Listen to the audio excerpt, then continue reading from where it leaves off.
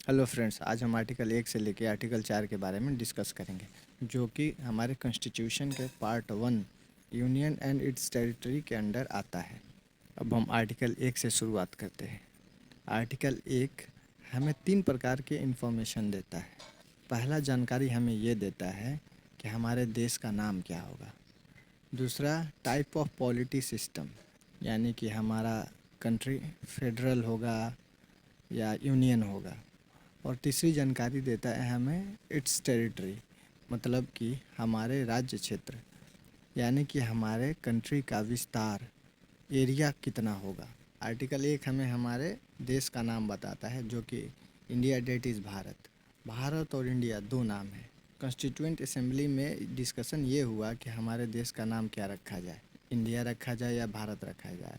फिर इन्होंने डिसाइड किया, कॉन्स्टिट्यूएंट असेंबली के मेंबर्स ने, कि हमारे देश का नाम दोनों इंडिया और भारत दोनों रखा जाए। टाइप ऑफ पॉलिटी सिस्टम अब हम देखते हैं। सबसे पहले हम यूनियन और फेडरेशन के बीच में डिफरेंस देखते हैं।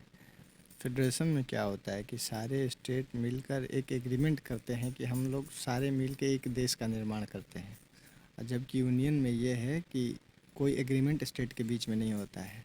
स्टेट को यूनियन कन्वीनियंस के अनुसार, सुविधा के अनुसार बांटता है ताकि उसका एडमिनिस्ट्रेशन हो सके। फेडरेशन में स्टेट के पास अधिकार होता है कि वो देश से बाहर निकल जाए। जैसे कि अमेरिका में है, अमेरिका में 50 स्टेट मिलके एक USA, United states of America बनाते हैं। उनमें स्टेट्स को ये अधिकार प्राप्त है कि वो जब चाहें वो यूनियन से अलग हो सकते हैं। जबकि यूनियन हमारे देश में ये है कि किसी स्टेट के पास अपना अधिकार नहीं है कि वो अपने आप को इंडिया से अलग कर ले। इसलिए हमारे संविधान में यूनियन ऑफ स्टेट्स लिखा है, ना कि फेडरेशन ऑफ स्टेट। तीसरा हम देखते हैं टेरिटरी ऑफ इंडिया। टेरिटरी को भी 3 प्रकार में हम डिवाइड करते हैं। टेरिटरी एक वाइडर टर्म है, इसमें हमें टेरिटरी ऑफ स्टेट मिलते हैं और हमें यूनियन टेरिटरी यानी कि केंद्र शासित प्रदेश होते हैं।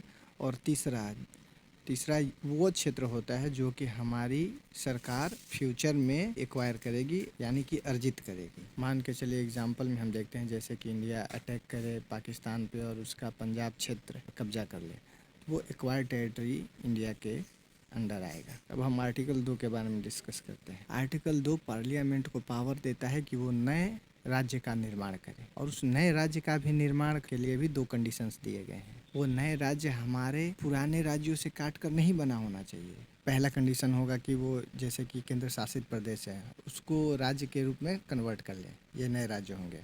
और दूसरा कंडीशन ये है, जैसे कि इंडिया ने पाकिस्तान पे कब्जा और उसका पंजाब क्षेत्र या सिंध क्षेत्र को कब्जा कर लिया, उसको यदि हम राज्य बनाना चाहते हैं तो पार्लियामेंट आर्टिकल 2 का उपयोग करके उसको राज्य बनाएगी। अब हम आर्टिकल 3 देखते हैं। आर्टिकल 3 भी पार्लियामेंट को पावर देता है कि वो नए राज्य का निर्माण करे, लेकिन ये नए राज्य अपने पुराने एग्जिस्टिंग जो कि राज्य उनमें से काट छाँट के बनाया जाएगा, उसका नाम चेंज करके, या 2 राज्यों को मिलाकर, या एक राज्य का कुछ क्षेत्र काट के। जैसे कि अभी लेटेस्ट आंध्र प्रदेश को काट के एक तेलंगाना राज्य बनाया गया, 2000 में बिहार से झारखंड बनाया गया, यूपी से उत्तराखंड बनाया गया, और मध्य प्रदेश से छत्तीसगढ़ बनाया गया। उसमें आर्टिकल 3 का प्रयोग करके हमारे पार्लियामेंट ने ये राज्य बनाए थे।